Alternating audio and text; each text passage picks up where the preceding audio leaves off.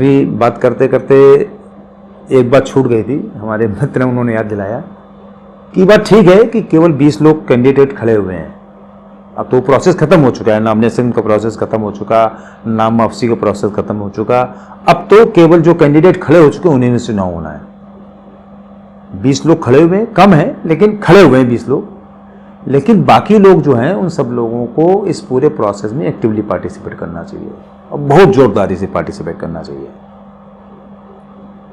Participation के अब जो तरीके बचे, इलेक्शन में खड़े हो सकते हैं, वाला काम तो खत्म हो गया। अब क्या बचा कि एक तो सपोर्ट कर सकते हैं और दूसरा वोट डाल सकते हैं। अभी 2 काम बचे हैं ये, तो 2 काम हम पूरी ईमानदारी से करें।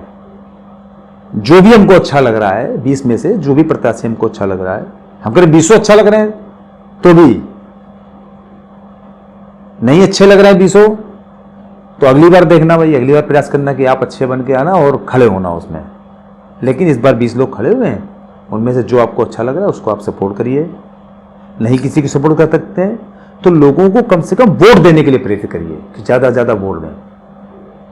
प्रेफरेंशियल वोटिंग सिस्टम है, सारे प्रत्याशियों को आप वोट दे सकते हैं, 1 से लेकर 20 तक, 1 2 3 4 5 6 सबको आप वोट दे सकते हैं।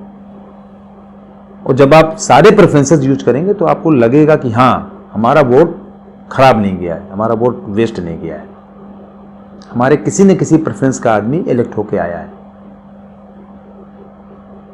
हमने इस व्यक्ति को इस वरीयता पर रखा था लेकिन तब भी ये इस वरीयता पर तो चुन ही लिया गया या नहीं चुन लिया गया। मान लो हमने उसको अपने 6 कैंडिडेट इलेक्ट होने अपने रीजन में, हमने उसको 8वें पर रखा था, तो जब हम रिजल्ट से हमने कंपेयर किया तो पता लगा वो 10वें पर आया, तो हमने सोचा चलो भाई संतोष हुआ कि हमने इसको 6 के बाद रखा था, 8वें पर रखा था, ये बाहर ही हो गया। हमने इसको 6 से बाहर रखा था और ये बाहर हो भी गया। तो मतलब कुछ ना कुछ तो हमारी जो प्रेफरेंसेस हैं उनका सीन, उनका जो शो रिजल्ट में दिखाई पड़ना चाहिए। अपने प्रेफरेंसेस तय करें, अपने मित्रों से चर्चा करें, कैंडिडेट्स के गुण दोषों की चर्चा करें। पुराना अगर उनका कोई अनुभव रहा है अपनी रीजनल काउंसिल में, सेंट्रल काउंसिल में किसी तरीके से, तो उनके उस कार्यों के बारे में चर्चा करें। या कोई अगर पुराना अनुभव नहीं भी रहा है तो भी उसके बारे में जानकारी प्राप्त करें, कैसा आदमी है, उसके काम करने की शैली क्या है, सामाजिक जीवन अनुभव क्या है, सामाजिक जीवन उसका कैसा है, इन सब चीज़ों के बारे में चर्चा करें, पता करें।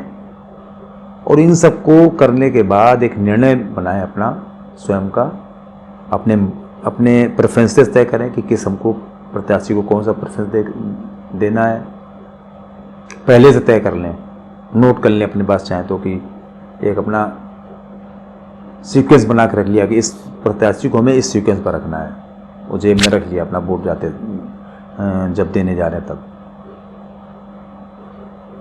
और जाके वहाँ पर उसी प्रेफरेंसेस में वोट देकर आए। अपने साथियों से चर्चा करना सबसे बढ़िया तरीका है।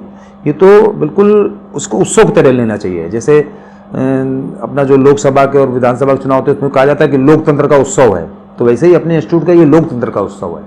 हमको इसको उत्सव के रूप में मनाना चाहिए। सब लोगों को प्रेरित करें, एक दूसरे लोगों को प्रेरित करें, क्योंकि सेल्फ मोटिवेटेड जो लोग होते हैं वही लोग दूसरे लोगों को और प्रेरित कर सकते हैं। तो सेल्फ मोटिवेट हो, उसके बाद दूसरे लोगों को प्रेरित करें। ज़्यादा से ज़्यादा मतदान करें। प्रेफरेंशियल मतदान के गुण दोषों के बारे में लोगों को बताएं।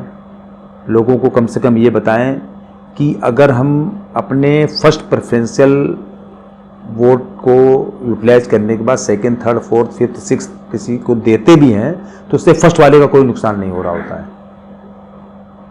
मान लीजिए किसी को हमने फर्स्ट दे दिया, अगर किसी को सेकंड, थर्ड, फोर्थ देते रहेंगे तो उससे फर्स्ट वाले का कोई नुकसान नहीं होता है। हाँ, ये जरूर है कि अगर मान लीजिए किसी कारणवश आपका फर्स्ट प्रेफरेंस का व्यक्ति कैंडिडेट नहीं जीत पाता तो कम से कम सेकंड प्रेफरेंस का, थर्ड प्रेफरेंस का, फोर्थ प्रेफरेंस का आपके व्यक्ति जीत जाता है, तो आपको संतोष मिलेगा कि हाँ हमारे किसी प्रेफरेंस का तो एक व्यक्ति जीता है। ज़्यादा से ज़्यादा प्रेफरेंसेस का प्रयोग करें, ज़्यादा से ज़्यादा वोट करें और एक दूसरे को आपस में मोटिवेट करें, चुनाव के लिए तैयार करें। आगामी 6 एवं 7 दिसंबर को अपने इंस्टीट्यूट के इलेक्शन होने हैं। जहाँ जहाँ 1000 से ज़्यादा मेंबर है वहाँ पर 6 और 7 दो दिन वोटिंग होगी और बाकी सब जगह 7 दिसंबर को वोटिंग होगी। तो सब लोग ज़्यादा से ज़्यादा संख्या में मतदान स्थल पर पहुँचें, वहाँ पर खड़े रहें। आपके मित्र यार सब लोग वहाँ पर आएंगे, एक दूसरे से मिलें, एक दूसरे से चर्चा करें। इस तरह का समय तो अब तो 4 साल बाद आएगा, तो वहाँ पर सब लोगों से मिलने का मौका मिलेगा, क्योंकि सीपी आवर्स में भी इतने लोग नहीं आते जितने वोटिंग में आते हैं। वोटिंग में तो बहुत ज़्यादा लोग आते हैं, कम से कम उसकी कंपेरिजन में। तो वहाँ पर सब लोगों से मिले जुलें, एक दूसरे के हाल चाल जाने, क्योंकि जब एक दूसरे से मिलेंगे तभी एक दूसरे के सुख दुख इन सब चीज़ों के बारे में जानकारी मिलेगी। अपने प्रोफेशन के नए नए एवेन्यूज़, उनके नए नए प्रभावों और उनके नए नए कारणों के बारे में जानकारी मिलेगी। इन सब चीज़ों को करते हुए अपनी इस इलेक्शन प्रोसेस को हम लोग कंप्लीट करें और फिर इसके बाद इंतज़ार करें कि जो हम लोगों ने किया है उसका क्या फल हम लोगों को मिलने वाला है, क्या रिजल्ट रहने वाला है। रिजल्ट का इंतज़ार करें और अपनी इंस्टीट्यूट की काउंसिल, चाहे सेंट्रल हो चाहे रीजनल, उनका अच्छे तरीके से गठन करें। बहुत बहुत धन्यवाद।